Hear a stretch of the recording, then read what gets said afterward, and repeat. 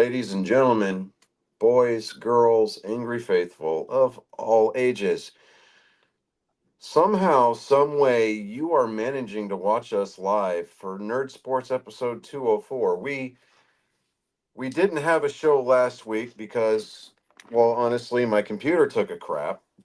This week we almost didn't have a show this week because technology and gremlins. So, for those of you who are old enough to know what gremlins are, before the Steven Spielberg movie, gremlins were these things that lived mysteriously in advanced pieces of machinery that always happened to throw a monkey wrench into the works, and just they'd break for no particular reason at all. And yeah, so that's kind of where we're at right now. I'm coming to you live from my phone because, well, that was the last ditch resort, and yeah,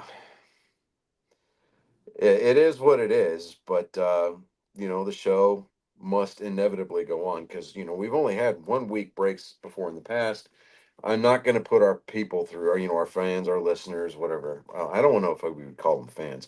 Our listeners. Um, I don't want to do that to y'all 2 weeks in a row. So, without further ado, I'm going to turn things over to our esteemed producer, David, for the weird sport of the week. This is actually a new sport that's coming out pretty soon. But this is just like the small of it, basically. And let's go full screen. This is just the intro of the sport. This is the only thing I could get other than a couple of photos. But they're taking the elegance of ice skating and just going bare knuckle crawling on the ice. So they're just taking the fight part in a hockey, and that's what they're doing. This is, Okay.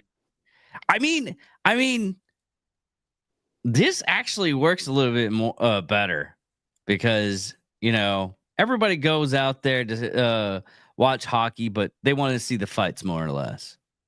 It's just like demolition derby, but for hockey, in my opinion. I mean, I get it, but it's MMA on ice. It's all it is. Yeah, Okay. Well, I mean, we could almost say that these guys. No, yeah, I don't like that view. Let's go back to the other one. which one? The landscape one where we have three separate windows. Yeah, that's the one. That's so much better. Um,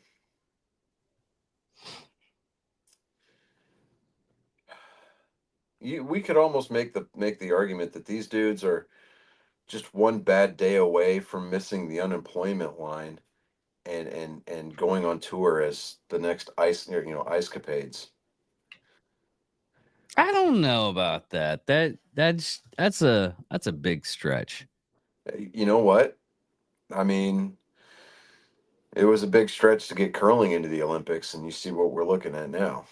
No, it was a big stretch getting breakdancing into the Olympics, and Yeah, they and then people like Ray Gunn happened.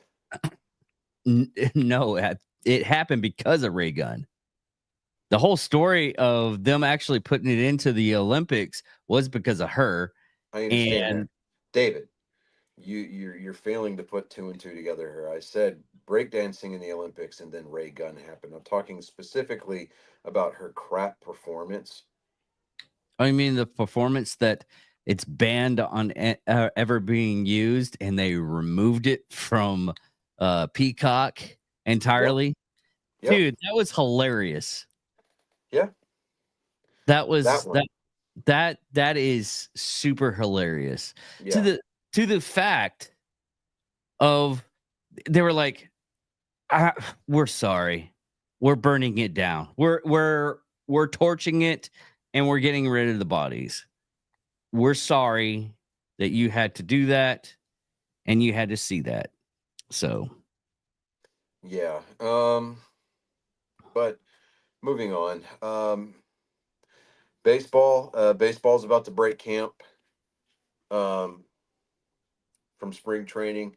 because we are right around the corner, about a week and a well, about a week from opening day. Actually, um, the Rangers are traveling up to the neighborhood known as Fenway to battle the Red Sox on opening day.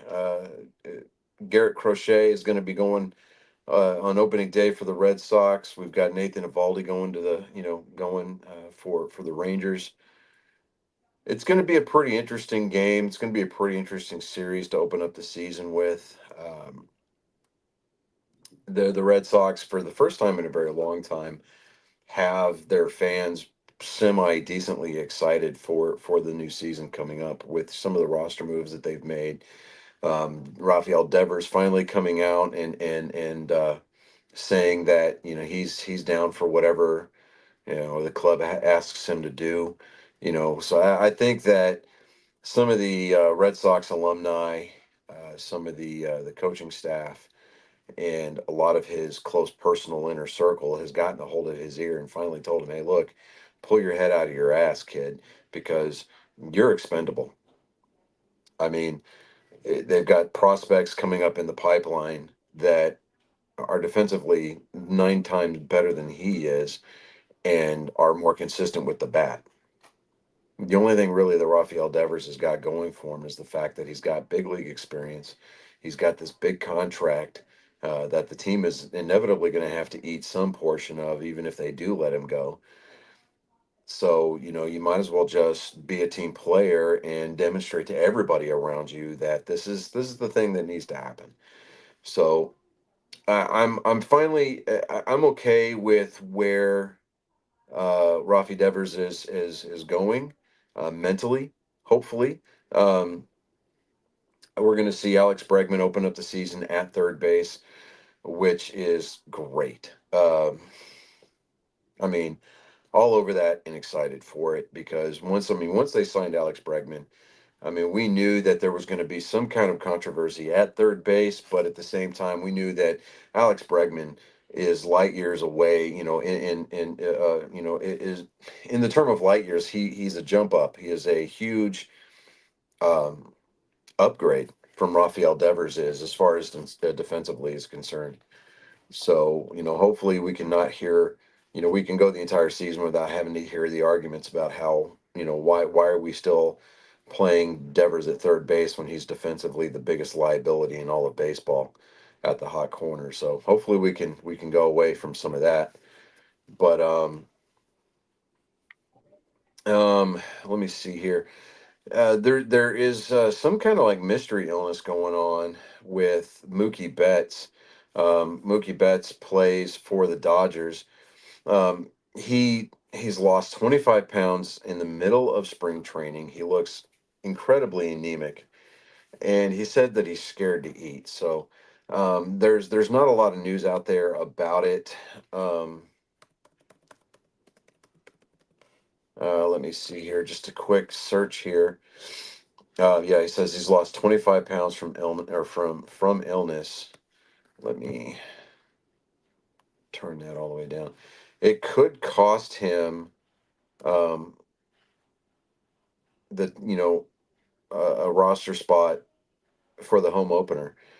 He's listed at 180 pounds right now. He said he's afraid to eat. Um, let's see here. It was revealed that Betts was dealing with some sort of stomach bug, and he hasn't been able to keep solid food down for nearly 2 weeks, forcing him to lose 25 pounds. Um, you weigh yourself, and you weigh 150. Before I left spring, I was 175. It's just hard not to not eat. It's hard to just not eat. There we go. Um, Body's just kind of eating itself. Literally every time he feels his body, he throws up. He doesn't know what to do about it. He's scared to eat. He doesn't really know what to do. He was actually sent back to LA from Japan to undergo testing. Everything has come back clean. He says, "Man, I feel great. Like my body feels great. I've been able to work out. I've been able to do pretty much everything but eat, which is strange. So the symptoms have kind of gone away. He just has to figure out how to get his stomach to kind of calm down." Vitals of everything has come back clean. Blood tests, everything comes back really, really clean and healthy. He added. I guess it's just something with my stomach being really aggravated. So I've started some new medicine now to try and calm my stomach down. And Oh, does this say anywhere in there that he had like a staph infection and he was taking a lot of antibiotics? no, Oh no. wow. I mean, when he then they sent him back from testing, everything testing wise came back clean, and I mean everything. Oh wow. So they really don't know what's going on. So I don't know if there's some kind of parasite thing going on, or or what. But the doctors, I mean, the team is throwing all of their specialists at this problem, trying to get him healthy. So It's so weird that we barely know anything about the human biology, but we can go in the almost the depths of space. you know, I mean, we've only mapped out 5% of the brain. Yeah.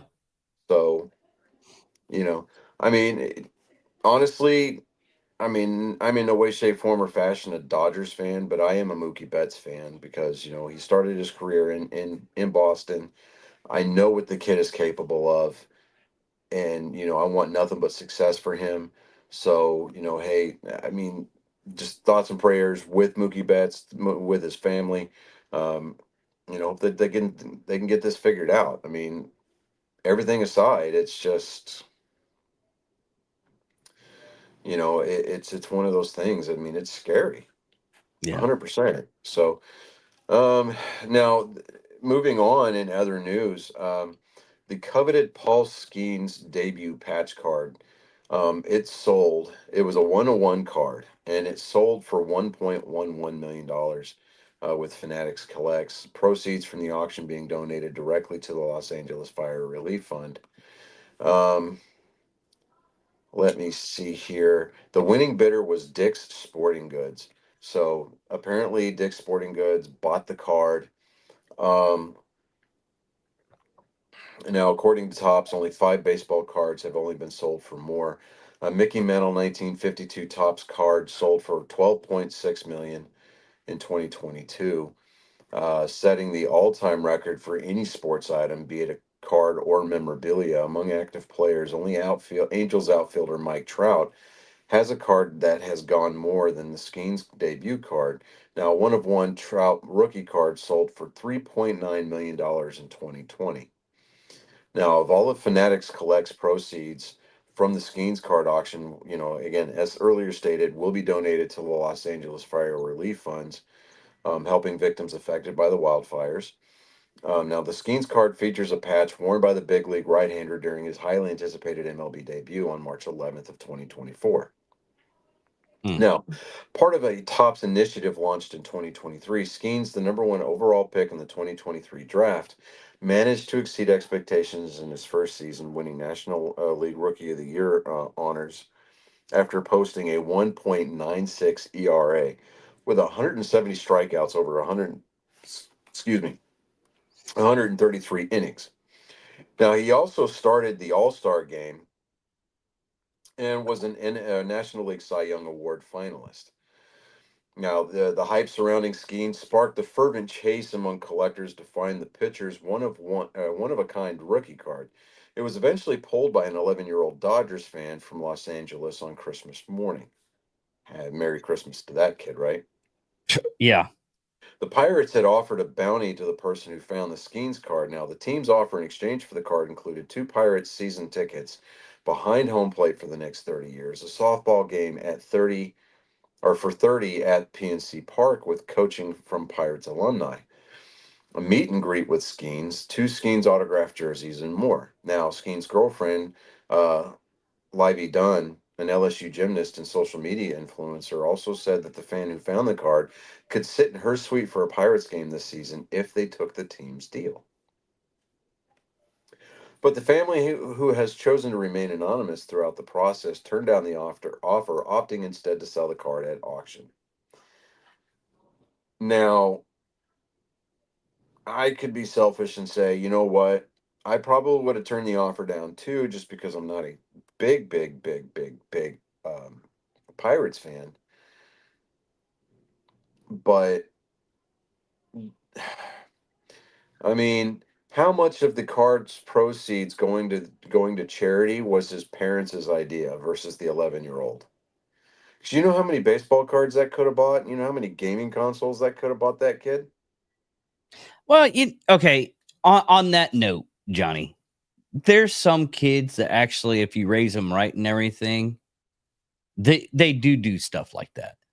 Look, Eh, look, I've don't, seen no, countless. I'm not, I didn't set that up so that way you could try to tear down my sense of morality because I didn't give a hint as to what my morality was, David. I understand that there are kids out there that exist in this world that if you raise them right, they will do things like this. However, my simple question was the question that I posed simply was nothing more than how much of that idea came from the parents versus the kid himself. And you That's never all know. I asked. Well, yeah, and I was playing devil's advocate, and I was going, "Hey, there's some kids out there well, think about it this way, okay? You put down, uh, tell a kid he can have $100 or a good stack of Oreo cookies. Kid's gonna go for the Oreo cookies, not knowing that they could take that money and buy a crate of Oreo cookies. I mean, the studies has been done quite a bit Mm-hmm. to do that. So yes, a 12-year-old would probably say, "Oh, okay, I'll just use the money and everything like that." I mean, is it plausible? Yes. Is it the parents' idea? Maybe we don't know that. What we do know though is sometimes a kid will just go out and just say, "Hey, we're going to give some of the proceeds." So the Or simple answer to that question, which was more rhetorical than anything else, would have been, I don't know. And yeah, we may never know. Instead of, oh well, like, come on, man. I don't think any well-raised kid would spend $100 on Oreos. I mean, you never know. Now, hold on, Colin. I'm going to play the part of David's here. Now, there are some slovenly fat asses in this world that will eat their body weight in Oreo cookies without even batting an eye. But let's not go into how they were raised. For fuck's sake. Anyways, moving on. Kristen Campbell. He is the number 7 overall prospect in MLB's pipeline. He shot through the Red Sox farm system, and he was informed yesterday that he is going to be on the opening day roster for the big league club. So, good job for him. The right-hander earned the promotion less than 2 years after being selected as a compensatory fourth-round pick in the 2023 draft. Now that Campbell has made the club, he is expected to open the season as the starting second baseman. Now, the Red Sox open the season. I thought they were coming. No, this says that the Red Sox are set to open the season in Texas. So my bad. I issue a retraction from my earlier statement. The Rangers are not traveling to Boston. The Red Sox are traveling to Texas. Um, so they're going to start the season in Texas on Thursday this week. Get tickets ready. See here. The 6'3" Campbell is part of Boston's vaunted Big Three prospect trio, including Roman Anthony, which is the number 2 overall prospect, and Marcelo Mayer, who is the number 12 overall prospect. Created plenty of buzz this spring and about the organization's long-term outlook. Now, we may see that trio all contributing this season in the majors, putting the Red Sox in an enviable position for the next half decade. Wouldn't that be nice? Now, while all 3 players flew on the team's charter flight to Mexico for exhibition games against Sultanes de Monterrey on Monday and Tuesday, it is expected that Campbell will be the only member of the Big Three to open the season with the club. Now, Campbell did express excitement about the trip in a recent interview, noting that it would be his first time out of the country. No, I'll get some later. Now the 22-year-old has something to celebrate. Now, given Boston's need for a second baseman, and trust me, we've needed a second baseman for a very, very long time, ever since the great Dustin Pedroia made his premature exit from the big leagues because douchebags like Manny Machado like to go sliding into second base with his cleats up and spike a guy. Fuckhead. Their need for a second baseman and more right left balance in the lineup, Campbell had a clear path to earn a roster spot this spring. Now, he did just that. Despite putting up underwhelming numbers like a 576 OPS, two doubles, one homer, two RBIs in 59 at bats, um, Red Sox manager Alex Cora Saturday noted that Campbell's under the hood numbers suggested he was swinging the bat better than traditional statistics. Quote, he was on the fastball today, Cora said after Saturday's game against the Rays. He's been late the whole spring on fastballs, and today he got a 2-1 pitch and hit it out in front, hit it out in front to left center. He got to the other one, hit it the other way for a home run. That's the most important thing. At this level, if you hit the fastball and you can get to the fastball, you'll be in a good spot. Now, Campbell, who played all over the field last year, worked overtime at second base to learn the nuances of playing that position at the highest level. Now, Vaughn Grissom and David Hamilton were Campbell's main competitors in the quest to be Boston's starting second baseman. Now, Grissom was optioned earlier this week, and the speedy Hamilton, who had a solid camp, will likely be back up at second base and shortstop, which is good. You know, you can bring Hamilton up and you can platoon him with Trevor Story at shortstop because Trevor Story apparently has a very hard time staying healthy for the entire season. So if we can extend his longevity by platooning him at that position at shortstop with another player, I'm all for it. Campbell made a swift rise into the upper stratosphere among baseball's top prospects. Now, drafted as a fourth round I cannot talk today. Drafted as a fourth round compensation pick by the Red Sox in 2023, Campbell took off in 24, slashing 330, 439, and 558 with 20 home runs, 24 stolen bases in 115 games played across the three levels and finishing the year with the AAA Worcester. Not Worcester, it's Worcester. Um, he was named Boston's minor league hitter of the year and Baseball America's minor league player of the year. That came from Brent McGuire and Ian Brown of MLB.com. Those two were on the byline for that article from MLB.com, as I stated earlier. So we've got the season ramping up. Um, spring camps are breaking this week. Um, Rosters are being set. The team of your choice should already have its starting pitcher named, um, but I'm happy because for the next 6 months we have baseball.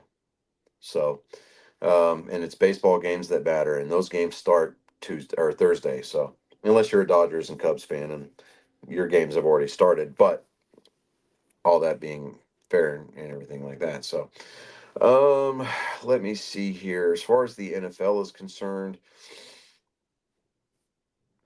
I'm really not seeing a ton of news out there. Most of the news won't be until next month, anyways, because of the draft.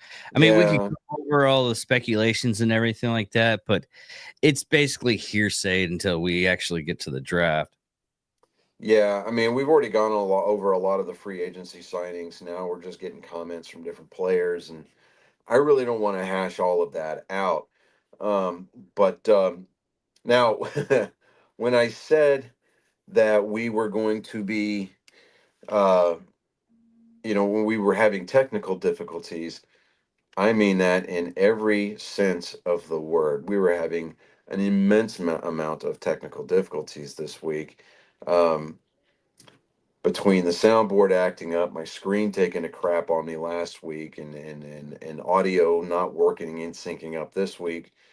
Um, we are going to try something here. Well, and by we, I mean me. So I'm going to try to go great value on everybody. I'm going to play Colin's intro for his joke time segment in a very monaural way, if that makes any sense. So, Colin, are you ready? All right, let me know if you guys can hear this at all. Wait, hold on. Rising from the smoke and haze of desolation comes a Spartan. He is bent on wronging that which has been set right. It's the greatest genetic code ever to exist here for your ears and eyes to feast upon. Spartan Colin, I hope you're bringing the smoke tonight. Someone get me a joke.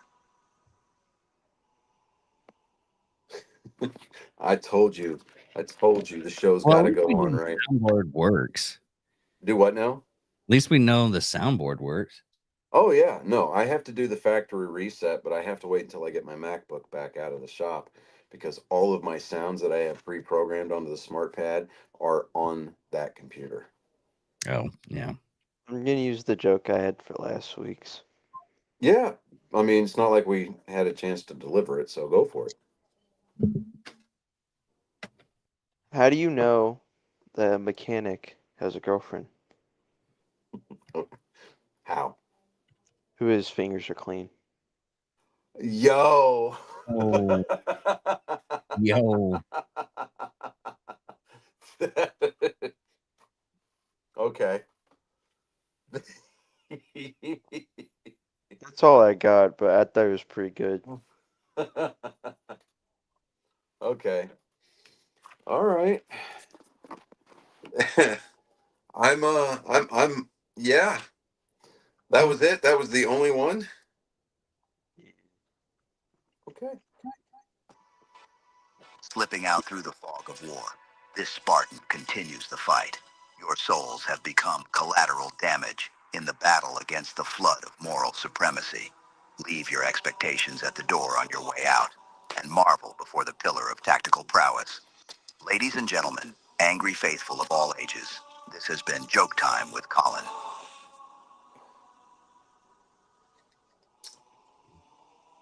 You know, and for everybody listening at home, or those of you who are actually watching, I am very, very, very, very sorry that the at the for the technological breakdown. But fear not, we will weather this storm together. However ghetto this production might end up being. So Now, we do have two other news is that's it's sports related, but it I don't know if this is old or not. Let me see here. well, let's hear it, David.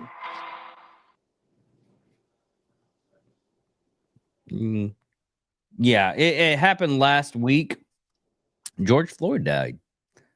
George Foreman, not George Floyd. God, George Foreman. I'm died. looking Yes. at that's how bad my And dyslexia is. in an alternate reality where Michael Scott was a real person, you could hear his foot cry out in agony of not necessarily pain but grief that the namesake that caused the scarring and the blistering on his foot passed from this earth. Yeah, Houston native George Foreman. And yes, that is the same George Foreman that invented the Foreman grill. Well, he didn't invent it, he just put his name on it.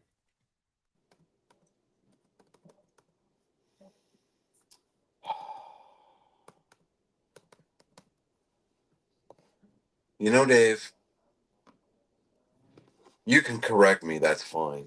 But wait until after so that way I can make a complete ass of myself before you decide to jump in there. But he died at 76 years of age. Let me see here. I've got this up here. Hold on just a second. I mean, I have it right now. David, Reading it. David. He had a lot of accomplishments. David.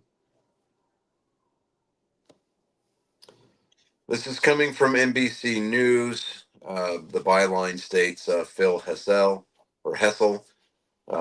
I was trying to make you sound a little bit cultured there, Phil. You know, you are working for NBC. I'm just kind of putting that out there.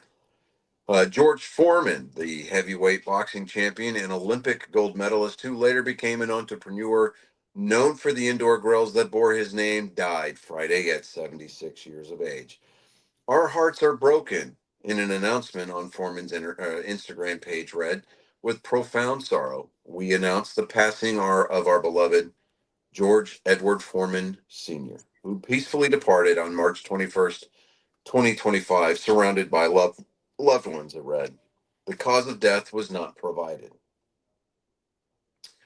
The actual Instagram post, let's see here. A devout preacher, a devoted husband, a loving father, and proud grand and great grandfather. He lived a life marked by unwavering faith, humility, and purpose. A humanitarian, an Olympian, and two-time heavyweight champion of the world. He was deeply respected, a force for good, a man of discipline, conviction, and a protector of his legacy, fighting tirelessly to preserve his good name for his family.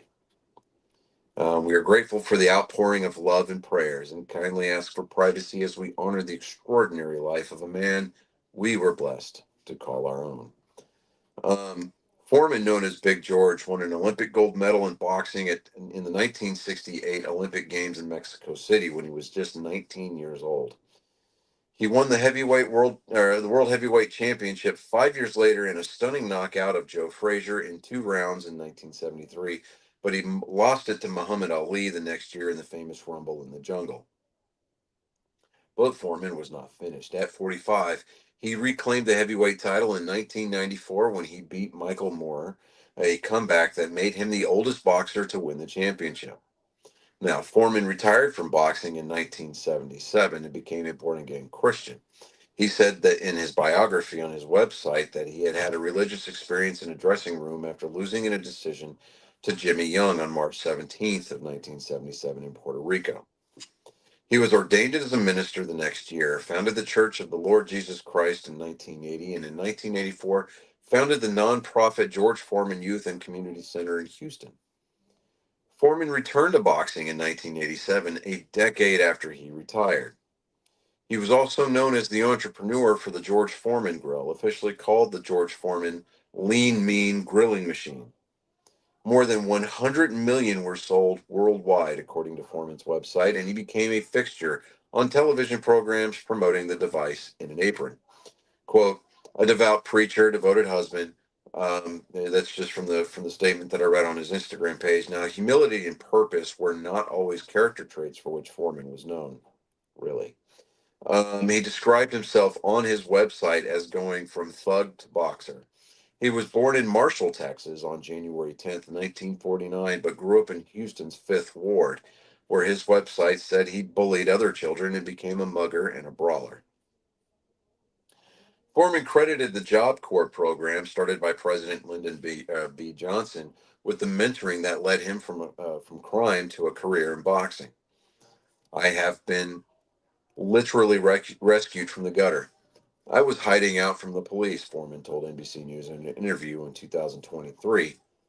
The year the biopic Big George Foreman, the miraculous story of the once and future heavyweight champion of the world, was released. The next thing you know, I'm in the Job Corps Job Corps program, getting 3 meals in one day. They built me into what I've become, he said. Now, he told NBC News that he won the heavyweight title a second time because he learned how to fight without anger. I started working with kids to make certain that they stay on the right road, he said, teaching them to never throw a punch in anger. I taught it so much, I started to believe in it. I went back to boxing, became champ of the world, but I never had 1 ounce of anger in my life.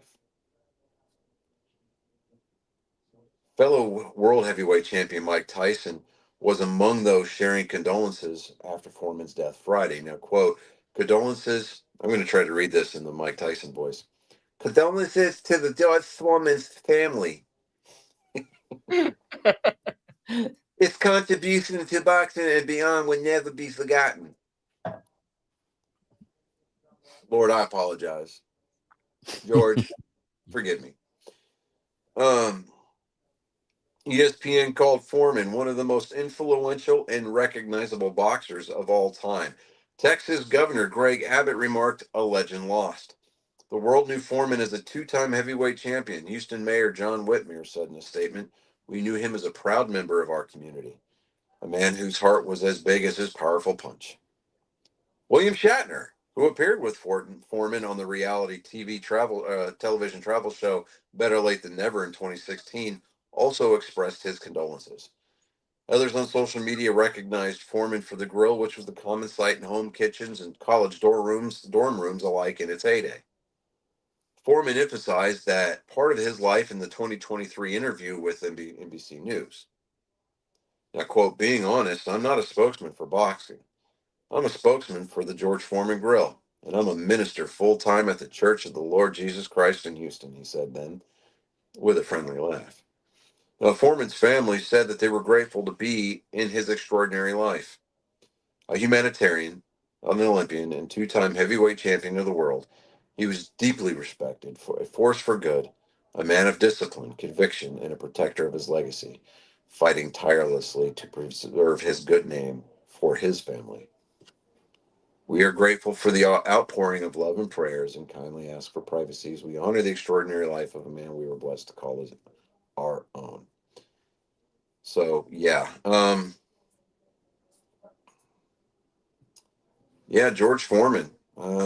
I would say gone too soon, but Yeah. he lived a life, man, and Yeah. nobody can take that away from him, and neither can they take that away from the many George Foremans, all of which are his sons, and he named after himself. I mean, Yeah. literally, George Foreman the second, third, Even fourth, the fifth, daughter. sixth. Yeah, I think the daughter even too, but yeah. And she's actually a pretty. I don't know if she's boxing anymore. She did women's boxing for a while. Well, that was Muhammad Ali's daughter. Mm. Yeah. Uh-huh. Yeah. You ready? You ready to you ready to try to jump in there and bust my balls and try to say I'm wrong? I think you're probably right on that. Oh, I know I'm right on that.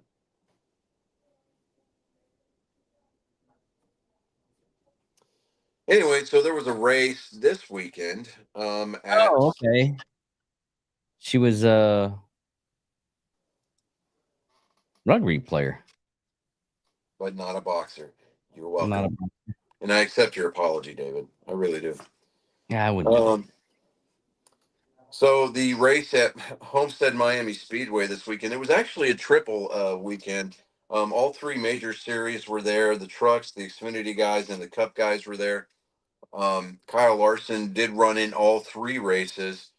He won the truck race on Friday night, dominated the Xfinity race on Saturday, nearly had that one, and had a really bad restart. He got the rear end of his car lifted up and was being pushed down the front straightaway and could never get his tires hooked up and just faded back. He finished fourth in the Xfinity race. And yesterday's Cup Series race notched his first victory of the year. So my guy, Kyle Larson, took it home to victory lane. He is now locked into the playoffs. Going forward, we've got Darlington Raceway is coming up next weekend. This is going to be the throwback weekend. This is the Goodyear 400 coming up in Darlington, South Carolina. It's a 293 lap affair totaling 400.24 miles. It will be on FS1. It will also be on the MRN radio network and its affiliate stations, and SiriusXM channel 90, or on your SiriusXM app in your on your phone or in your car. That start will be 3:00 p.m. Eastern time or 2:00 Central time for those of us who live in the right time zone. I'm excited for Darlington because I mean, with the packages that they're going to be bringing to these short tracks, um, I really hope that we bring kind of a softer, not necessarily a soft compound tire like the option tire we had back in what was it, Phoenix, a couple of weeks ago, um, for the Shriners Children 500, um, because Darlington, just like Martinsville, is notorious for eating tires. I mean, eating. Well, actually, it's not even Darlington. It is Martinsville next week. I'm sorry. So it is the Cookout 400. Same times, same bat channels, TV, radio, and satellite.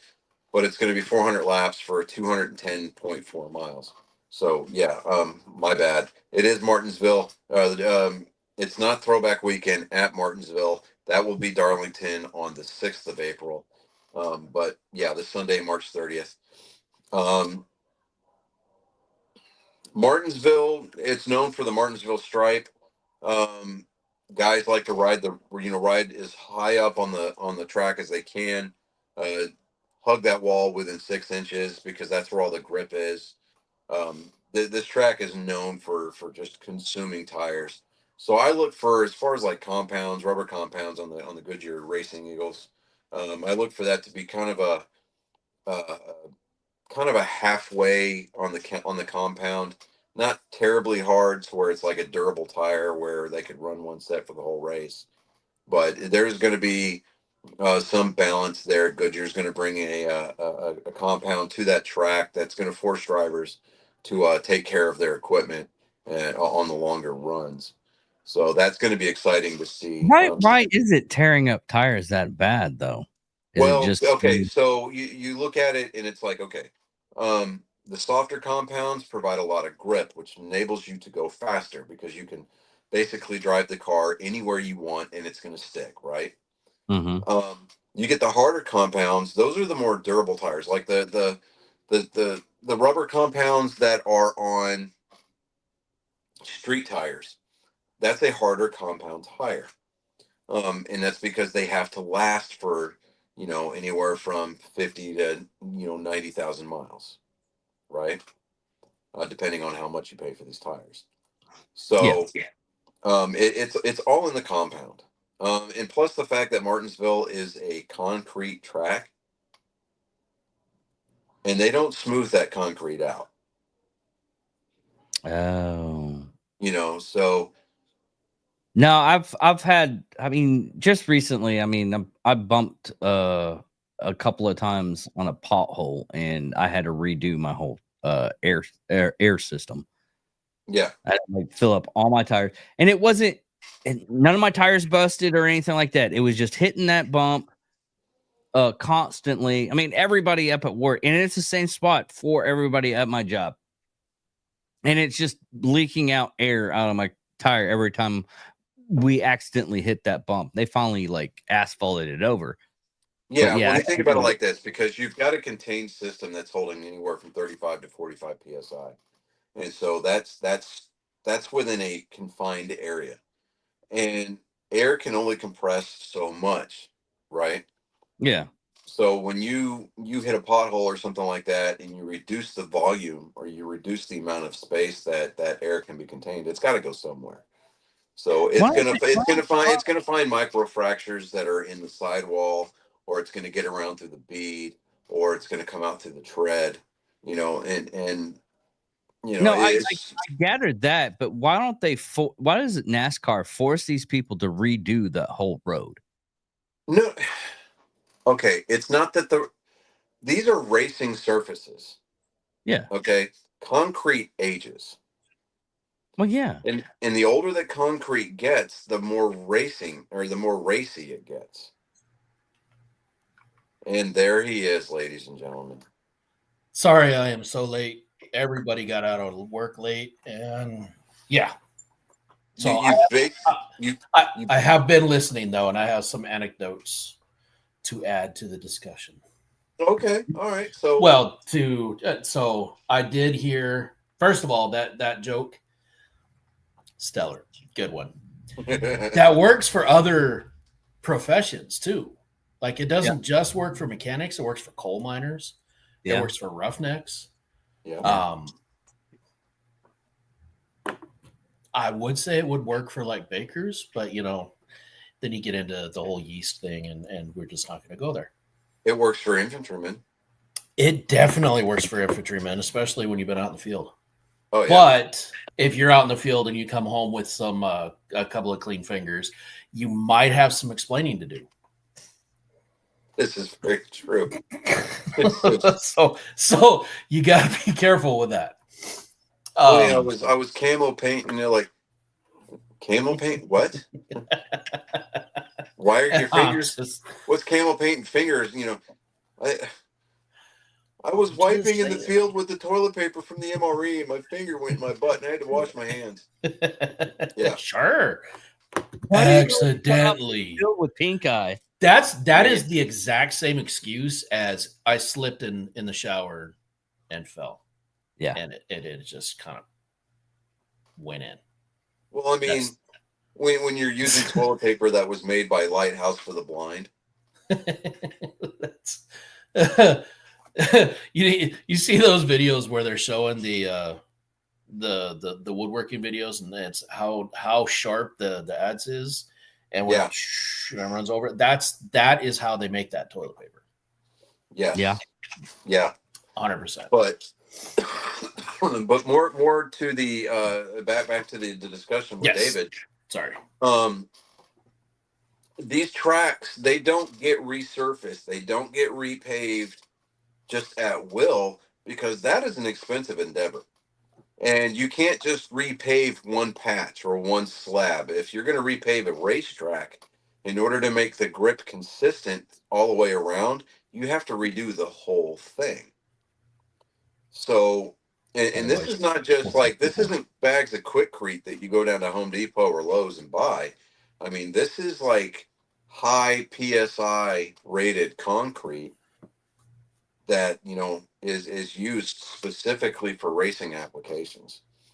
And the reason why they have, why these tracks are notorious for eating tires, it's not that they're full of potholes. It's just that the racing surface wears away the effectiveness, and it wears away the grip level that these Goodyear Racing Eagles have. And that adds to a better product on track, and it makes the crew chiefs and it makes the drivers think a lot more about pit strategies, about taking care of their cars, about not racing as hard as they need to in order to take care of their equipment, so that way they've got something left at the end of the race, if they're able to put themselves in a position to potentially win. So it's part of the bigger, the bigger prize, the bigger picture at the end. It's always about trying to get to victory lane. And so, you're going to have your tire failures and things like that. And that's coming from the manufacturing. So, but those, with the quality control programs that NASCAR and Goodyear put those tires through before they're even loaded on the hauler to go to that particular racetrack, it's ridiculous. So if a tire fails, it is a complete one-off. So now tires in the past and drivers from the past, like Kevin Harvick or Tony Stewart at let's say Indianapolis Raceway, will tell you that they beg to differ. They've had definitely some harsh words for Goodyear during a post-race interview, but Goodyear has taken that as feedback, and they work very hard to make sure that stuff doesn't happen again. But with these softer compound tires, they're racy and they're fast as fuck for the first like 30 laps, 40 laps.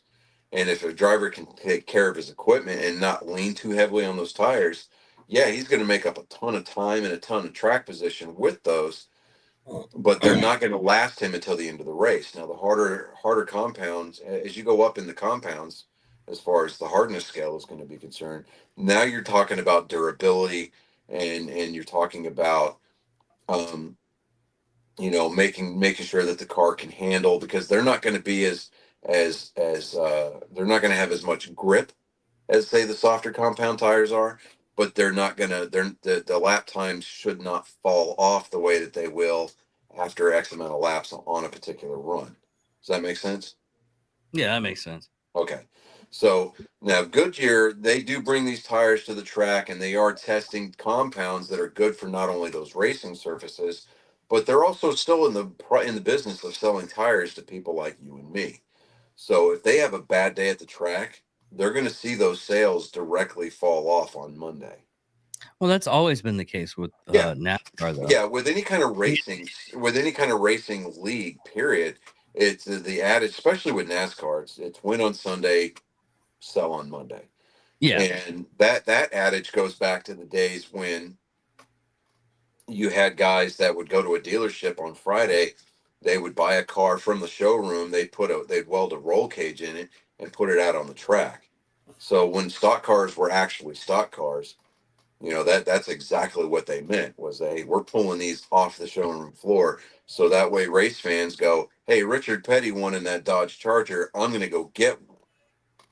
And, and it wasn't until we started getting into the late 70s, early 80s, whenever, engineering really kind of took a hold of the racing, and stock cars basically became universal chassis or specialized chassis with skins on top of them. Yeah, it's how we got like power brakes, power steering, front wheel drive. So I mean, and just like with our weaponry, toys that people are playing with now, the military's been testing and breaking for years.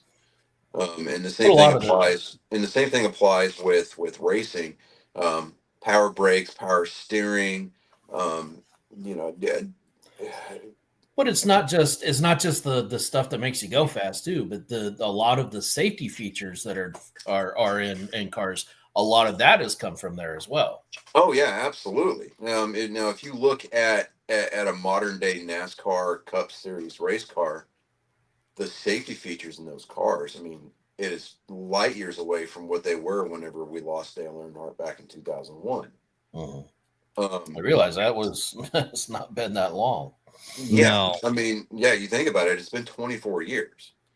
And so, but with that being said, it's, unfortunately, we need things like Dale Earnhardt losing his life in the Daytona 500 for these safety innovations to finally make their way into the sport. Hell, even now they started getting concussion protocols for NASCAR. Yeah, and the concussion protocols was something that was really headed up by Dale Earnhardt Jr. himself, because that is ultimately the reason why he stepped away from full-time racing. Was he suffers still to this day. I mean, he's got to be very particular about where, he still runs a race or two, maybe 3 or 4 a year, but it's not at the Cup level. He might run one Xfinity race a year.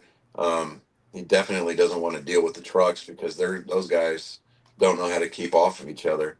But he mostly runs his late model on the Cars Tour, 3 or 4 races a year, just so that way he can still scratch that itch. But he has to be very, very, very careful, because every time, somebody like me, I've had 7 concussions. And so anytime I hit my head, I have to be very, very aware and very careful about how my body reacts and how my head's feeling and things like that.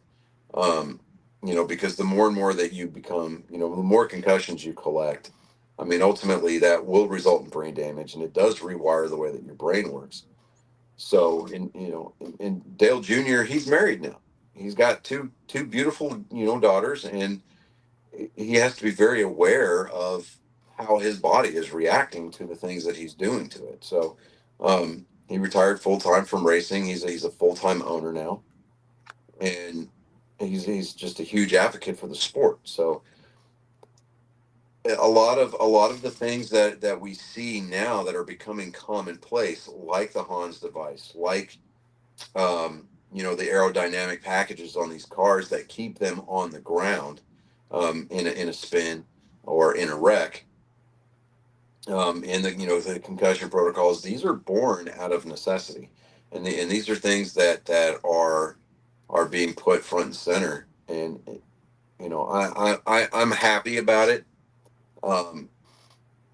Safety being first, and I don't look at it as these guys are, less of a man because they're doing the things. We're basically putting them in a carbon fiber tub these days. But why don't they have like the Billy Bob scorecard for the concussions? Oh, please, I'll bite. What do you mean? Not another team movie? Yeah, I didn't watch that, but okay. Okay. Billy Bob was played by the same person who played Billy Bob in Friday Night Lights. Oh, okay. And in Not Another Teen Movie, they went with the same trope, but they actually had a scorecard on there how many concussions he had. Gotcha. Yeah, see, concussions, I mean, they're all fun and games, and they're kind of I mean, I try to make jokes about my concussions. And that's just because, that's how we cope, right? But No, we seek therapy and try to better ourselves. yeah, I mean, you do. You have to physical therapy, not putting ourselves in those types of situations, make for a longer life. And I promised my wife that I would try to, give her a 50th wedding anniversary, years, about 47 years from now. So, I kind of have to be able to take care of myself, physiologically and physically and mentally. So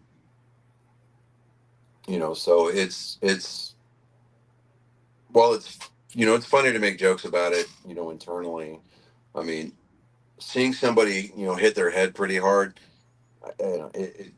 it's to the point where I'm like, oh man, I know exactly what that feels like. And dude, are you okay? It's one of those situations. But hell, even bumping your head, because out at the range they had this. It's just one area where I keep on bumping my head on it, and I'm scared. I had one more, and I'm not gonna be there the next day. Yeah.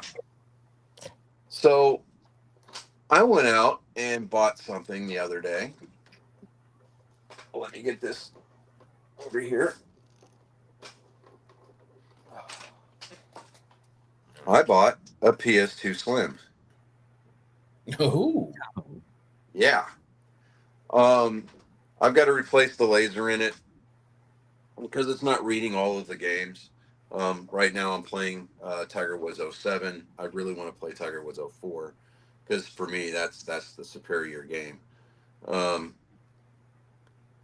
But it doesn't, and I can't even play Shadow of the Colossus because it can't read the disc, and it's because the optical drive is faulty. And so even though the seller was like, oh, we replaced it from another PS2 Slim, I'm like, why? You know what? I'm just going to give you guys positive feedback because it got here in a timely fashion, and it's not tore up, and it's definitely not modded. So there is that. But I've got a ceramic white PS2 controller that I'm currently retro brighting out in the garage right now. So I bought a 10-foot strip of UV LEDs that I wrapped around a tote, and wrapped it with foil, and then put the controller there's the controller shell in there, sprayed it with the retro bright, which is 40% hydrogen peroxide. So I've left it under the UV light for probably about 4 hours now. I'm going to wait until tomorrow. I'm going to go out there and give it another coat of retro bright before I take it out in the morning. So, yeah. I'm trying to think. Well, we have one other sports news that. Yeah, go for it. Now, this isn't the 3 Ding wrestling podcast wrestling, but it is the NCAA wrestling. There was a big upset this weekend with the Oklahoma State Wyatt Hendrickson and the Olympic gold medal winner Gabe Stevenson, a 5'4" for the heavyweight for the final on Saturday night. And after which Wyatt won it, he ended up handshaking with Donald Trump for winning that title. Yeah, he saluted the president. President came over, shook his hand, told him he was very proud of him. And you want to talk about a kid who was riding high? Yeah. Oh yeah. Lord. Especially you hear that place blow up when he walked in too, because nobody knew he was coming. Yeah. Yeah. Yeah, nobody knew he was coming. But yeah, no. So congratulations to that kid, because that's, to me, that's awesome. I mean, that's huge. That's above reproach right there. That, I mean, I'm happy for him. Yeah. It was like I looked at the other guy's stats. Mm-hmm. Man, he's God. He has a laundry list of a resume of one, winning, and two, I mean, he was in WWE. He will actually he was in the NFL for a while. Mm-hmm. I mean, he had like a big resume, and he didn't get his ass totally whooped. He was favored to win by everybody, and it was just a quick thing that Wyatt did that kept him on his knees. That was the only thing. He got the Wyatt got the 3 points just by keeping him on his knees longer than him. Yeah. I don't really know Greco wrestling all too much, but beating that type of athlete, that was spectacular. Yeah. Yeah, I definitely agree with you there. But I don't know, man. I really don't have a ton of news. Because I know that we didn't have a show last week, and that was, again, because of technological difficulties. But yeah, so, you know, for what it's worth out there, we apologize. You know, we do try to bring you quality content on a weekly basis, and when the powers that be decide that, you know, the universe just kind of wants to work against us, we you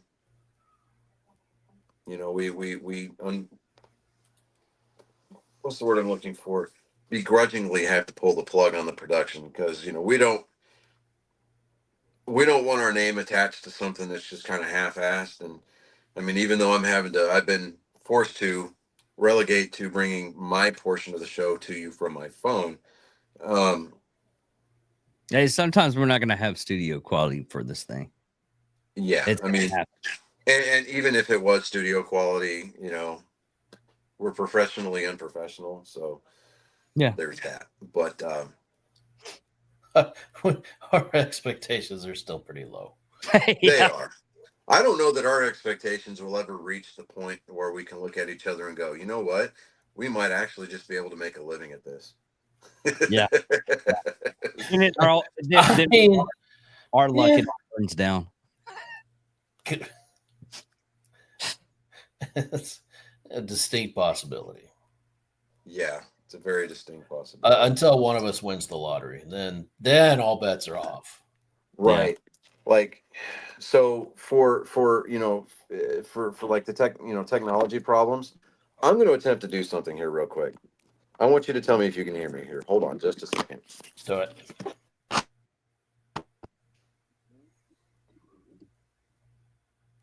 Oh my God. All right. I'm going to pull that over here. That was fucking loud. Can you guys hear me at all? Yep. Yeah. Actually, we can hear you louder now. Okay, great. See, I should have just done this. So yeah, there's that. Let me turn that off so that way there's no glare back there. What'd you do? This reminds me of that of the That one dude in Down Periscope. Oh yeah. Yeah, sonar. Yeah, no. This is what this reminds. No, not. Oh yeah, it was the sonar dude. Yeah, He was the so one that had to keep looking at I basically grabbing the plugged my wires. soundboard into my phone. Oh, okay. Yeah, and I've got the levels on my microphone. See, now you can't hear me. Now you can hear me. So I'm having to like figure out where the input and output levels on, and I'm trying to measure as far as the decibel levels are going to be concerned. So that way I don't blow people's ears out. But I don't know why you yeah, don't try to. Have you not tried to Bluetooth it? my phone. Yeah. You understand that there's like an incredibly huge lag, right? Anytime someone calls me or anything, I Bluetooth it from my phone and it works perfectly well. Well, good for you. I mean, I'm just trying to, I don't know, man. I just work here, man. I don't know. Not even supposed to be here, man. That is true. I'm doing everything that I can to make sure that this is quality. But as far as you are concerned, David, I just seriously, just go with God, Mike. Let your working problems out and just congratulate you that you figured out on your own. I'm just happy to be here, man. Yeah, I'm here so I don't get fined. Oh, okay. Yes. There's a deep cut for you. Well, I finally went to a doctor for my shoulder. And guess what? I don't have to have surgery. No, Yay. just some penicillin because it was a good old chlamydia. Is that what that was? Gonorrhea? No, I still have to get it worked out and everything. Apparently, when I overstretched my arm and caused a strain, apparently my body fought it to the point where it stiffened itself. That's why you use lanolin for manual manipulation and Astroglide when you're actually scoring. There you go. I do the Diddy and use baby oil. That's your problem, right there. Don't ever do that. The slipperiness of it just causes between the baby oil and your octopus tentacles, dude. No, nobody wants to see that. Did you see? He had to find Dangerly's job site, but he asked people at his new job as a media consultant for Harley Davidson for his area. And he was asking Justin Danger Nunley. Yeah. And he was asking people, what kind of lube do you what's your favorite lube? Yeah, I saw that video. He asked the woman behind the counter, he's like, what's your favorite brand of lubricant? She goes, don't tell my mama this, but KY. He goes, I'm talking about oil. And he asked a guy, he goes, what's your favorite lubricant? He goes, Lucas Oil. And his wife is standing over there and he goes like, yeah, see, her mind's in the gutter. She just starts laughing. He's like, oh. He's like, yeah, I know what you were thinking, Cochina. Yeah, like, ooh, you're a sinner. But I don't know, man. We're looking at what, like an hour and 8 minutes. Jeez, we're just over. Hey, these months that not a whole lot on sports, unless we talking basketball.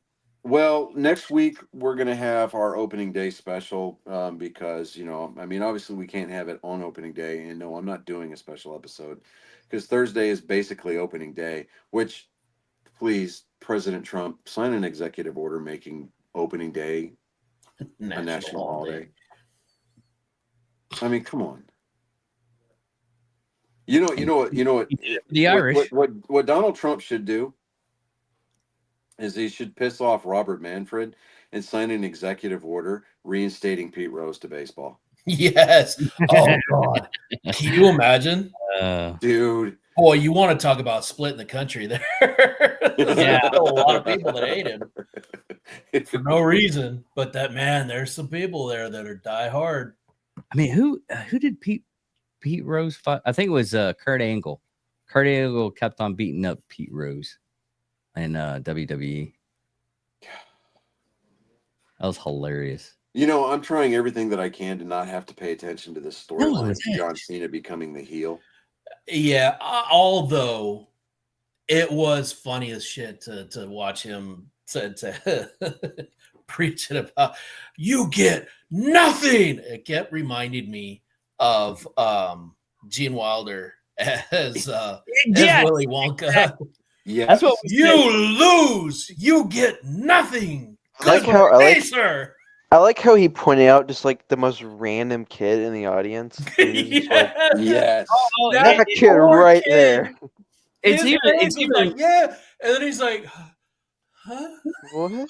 What's really sad is I watched it today because it's on at 3:00 because they're overseas right now, and he mentioned that I made a kid famous by pointing out how much he sucks. It made me think of The Incredibles, the origin story of the villain from the first movie. Yes.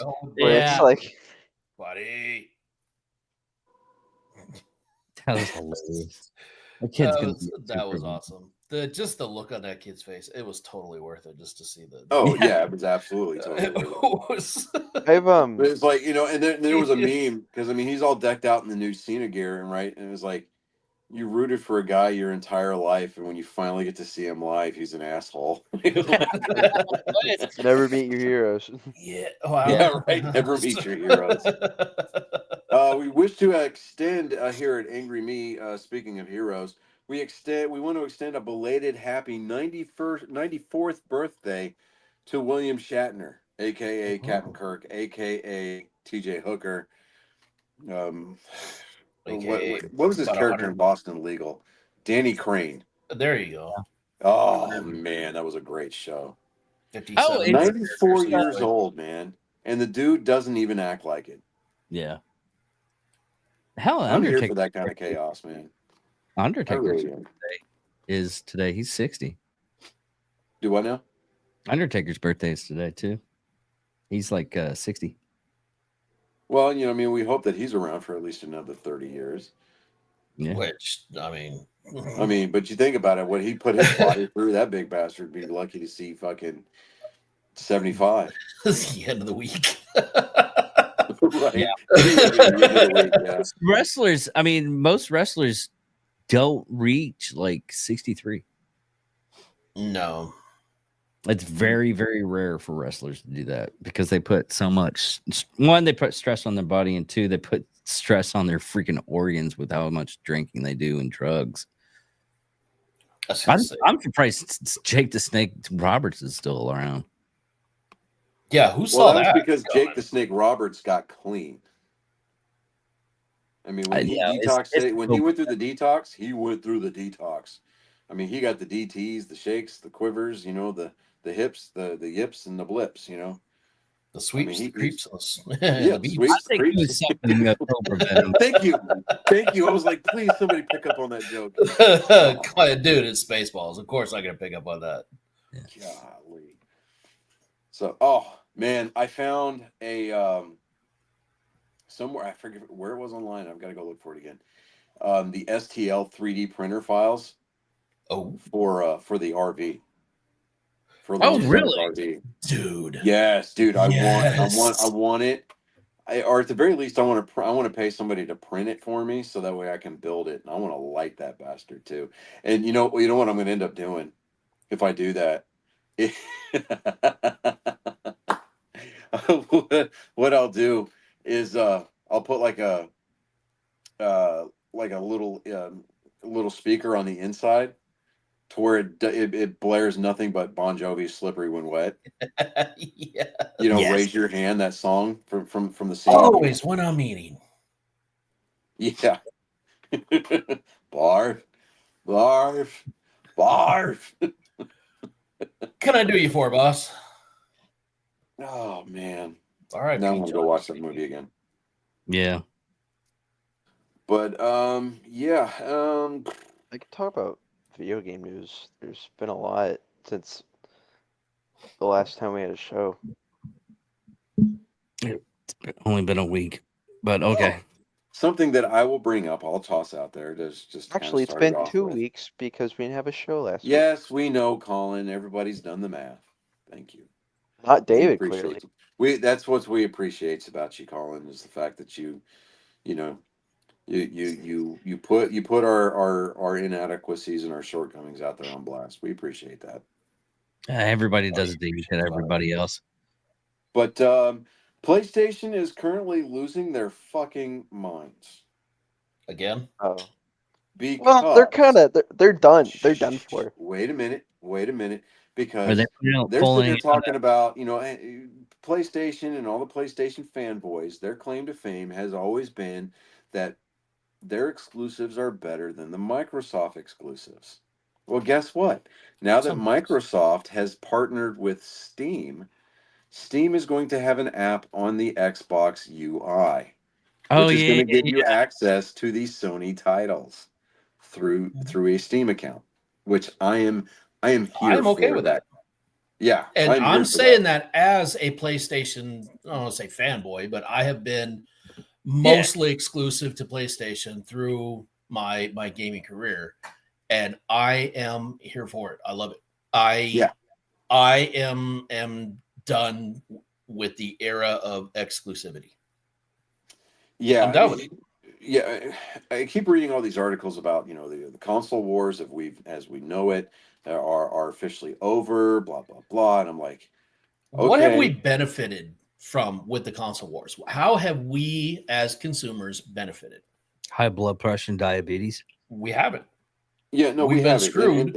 And it's because I mean, I would when you're talking about console wars or consumer wars or pricing wars, and like especially with like the airlines, you remember the price wars with the airlines? Everybody was flying dirt cheap, right? Oh, yeah, and the airline companies were making hand over fist. But yeah, you've got these console manufacturers, looking at you, Microsoft, looking at you, Sony, pumping out consoles that are $500, $600, and now $700 a piece. Ain't nobody got time for that crap, man. Mm-hmm. Yeah, and by the time you can, someone can actually afford one, the new ones just came out. Yeah, and if you want to go backwards and you want to play some of the older stuff, that stuff is going for high dollar these days. Dude, Mike Tyson's Punch Out wrapped $90,000. That's only because a lot of the original ones still had a poster with Mike Tyson that signed it. Cool is Yeah, having well, a physical. yeah, those were random inserts, but like, if you can get a Gem Mint rated 10, and this is a PSA rating, right? Mm. There are like, oh, it was funny. I saw a PlayStation 2 copy of Grand Theft Auto San Andreas that was Gem Mint 10 rated. It was sealed up and everything, right? Guy on eBay had it going for $1,500. I'm like, why? Just why? Oh my god, Scalper's gonna scalp, man. That's just Dude, I've seen in comic book sector, I've seen someone try to get sell out pages of Action Comics #1. Not the full comic, mind you, but pages. what Like, am I gonna do with a page? For like I think they were going he was trying to sell them for like $10,000 a piece. No. Yeah. I don't know, man. I've started to play the Callisto Protocol because my boy Reagan, he bought it for me. I'm finally starting to get into it. I mean, it's an all right game, but yeah, I have MLB. When it came out, there weren't a lot of great reviews about it. Yeah, but right now the game that I'm currently kind of jamming on between Tiger Woods 07, but new current games that are out is MLB The Show 25. Yeah, I've seen a lot of that. That game is so much fun. This year, your road to the majors or road to the show, you start out in high school, and it's got that aluminum bat sound, Tink. Dude, it's so good. And then you get drafted, and you can opt to sign your contract, or you can go play for a school that was scouting you. I ended up going to go play for LSU just because I refused to play for the Longhorns. And we get all the way to the championship game, and of course, the difficulty ratchets up like 500 times, and the game is well out of reach, and you have no control over the outcome, even though you're pimping home runs almost every time at bat, kind of a deal. And then you go to college basically to increase your draft stock. So I did so by getting selected number 1 overall, which I was pretty happy with. Right now I'm sitting in AAA, so I'm pretty happy with how the game's playing. The only thing that I don't like is they've kind of revamped the base running mechanics a little bit. And like before, it was just like you hit right on your left thumbstick, right, to advance a base, right? Yeah. And no, now you've got to like swing it around the cardinal directions because you've got this ghost arrow in front of your runner. And I'm like, oh my god, that it's so wonky. Feels like a recipe for disaster. It trust me, it is, because I hit a double into the gap, and I was trying to stop at second, and so I came around, and I was like trying to go back, and the runner kept like darting, like juking back and forth, and I eventually got tagged out. And I was like, oh man, that sucks, dude. That sucks so hard. God, I hate that. But they added a feature where you can, like, the pitcher will bounce a pitch in the dirt, and you kind of have to judge as to whether or not the catcher is going to block it or not. I mean, it gives you like the projected trajectory of the ball off of the bounce. Yeah. But you have to pay attention to what the catcher does behind the plate to decide if you're going to go or not. Yeah, to decide whether or not you want to go. And also, they added first-person view for your fielding. So you can select first-person view, or you can keep it third-person. Me, I'm like, nah, fuck that. I'm going to keep it third-person. So. I mean, it's been ingrained to us for years. Oh yeah.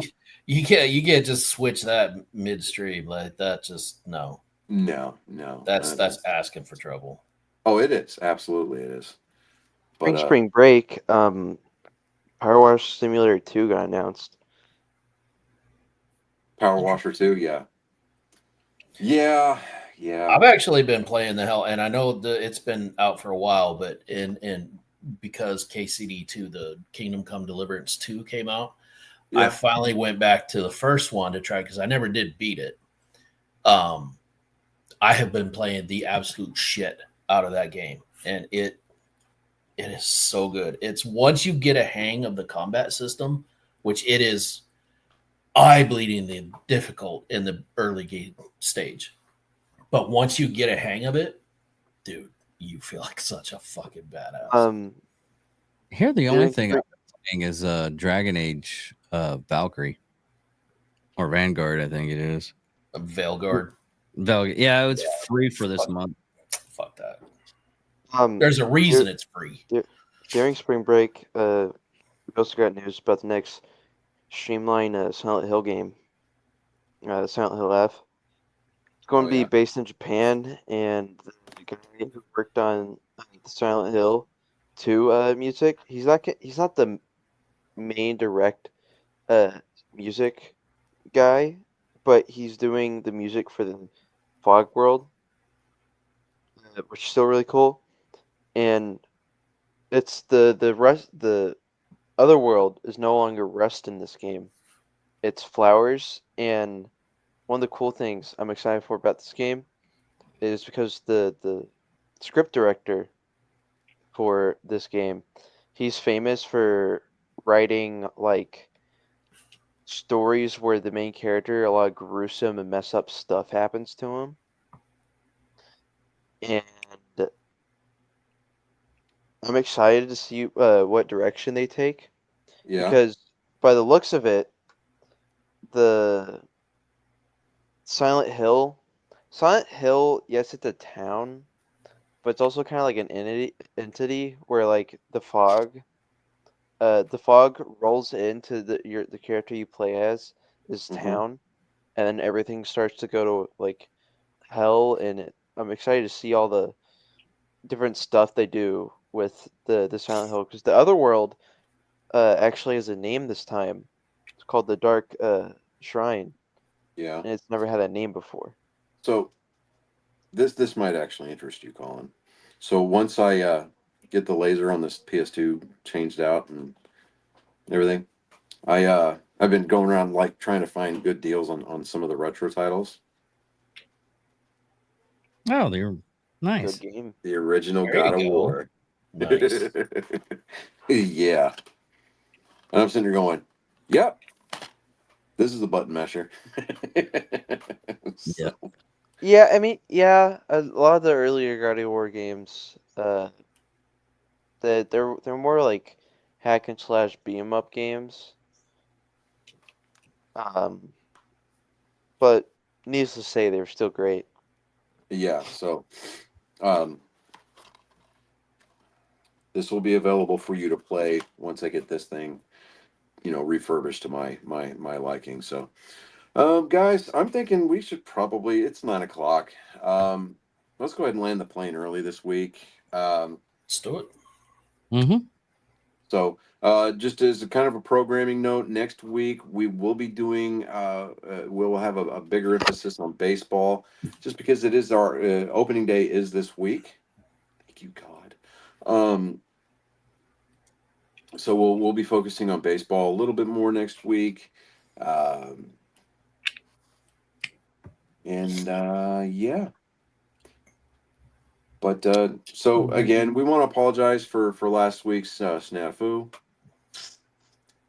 That was kind of all over the place, and the piecemeal delivery of this week's episode. But again, as we stated earlier, we are professionally unprofessional at this show, and if you don't like it, well, there's the door. Just make sure you leave us 5 stars on the way out. But with that being said,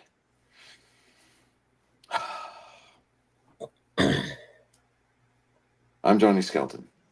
I'm David Dickerman. I am Chris Mountain Man Jacka. Say it again, Colin. I'm Colin Skellin. There we go. I heard you that time. And you have become indentured. I would dare say you've been rode hard, put away wet. So before you walk out into the main lobby, make sure you at least put your underwear on, or if not, put it completely in your pocket and fix your hair so you don't look like a used up hooker. But ladies and gentlemen, this has been episode 204 of Nerd Sports. We bid you a fond adieu.